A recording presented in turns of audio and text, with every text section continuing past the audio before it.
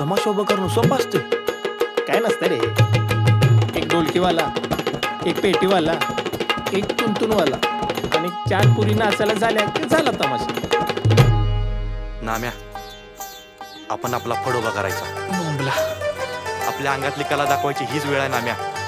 तुझं सगळं बरोबर आहे, पण पेटीवाला, ढोलकीवाला, तुंतुन आणायचं कुठून? कसा आहे दोस्ता, काळ्या कोळशात हिरा आहे हे घासल्याशिवाय कळत नाही. हा पण कोणत्या कोळशात हिरा आहे हे पार्किंगला असल्याशिवाय कळत नाही बघ. माझ्या बाळानं मला पेटी भजनात आणि कीर्तनात वाजवण्यासाठी दिल्या. तमाशात वाजवा लागलो का नाही, बीट घे काढून आणि मला काढायला घराच्या बाहेर. मी तुंतुन दिलं तर चालेल का? ताईसाहेब म्हणजे आपण दोघं मिळून किसनाची मदत करायची. एकतर देवाने असलं रूप दिलंय आणि तुम्ही लाली पावडर लावून नाचाच करणार आहे सवय मला. तू लाली पावडर लाव, घर न लाव, गाव म्हणायचं तसं नाचा म्हणतेच की. तेच खरं रूप दाखव समजा जगाला.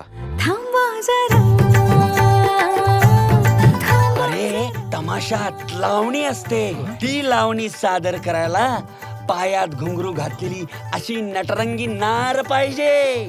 ती नटरंगी नार आहे का तुमच्याकडे? म्या मंजुळा, शेवंताबाईची पोरगी आहे मी. मला तुमच्या फडात यायचंय.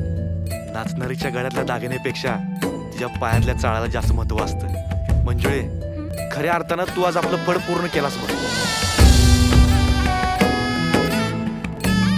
कृष्णा, पोरा वग बसवतोयस, बापाची आठवण काढायला विसरू नकस.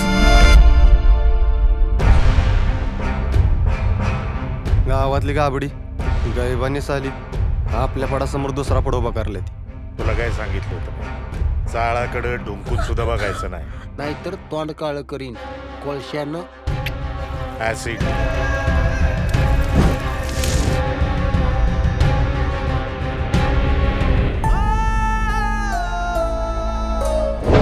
तुला तमाशा करायचा आहे ना? तुला एकदा सांगितलं कळत नाही? मला तमाशा नाही करायचा आहे. किसण्याशिवाय तमाशा कसा होणार आहे? पण आपल्याला पुन्हा सगळं उभं करायला पाहिजे. वर्षा, सर्जा पापा, संत्या, शंकर्या, भीम्या, तुमच्या माझ्यासाठी नाही, त्याच्यात असलेल्या झिंगसाठी.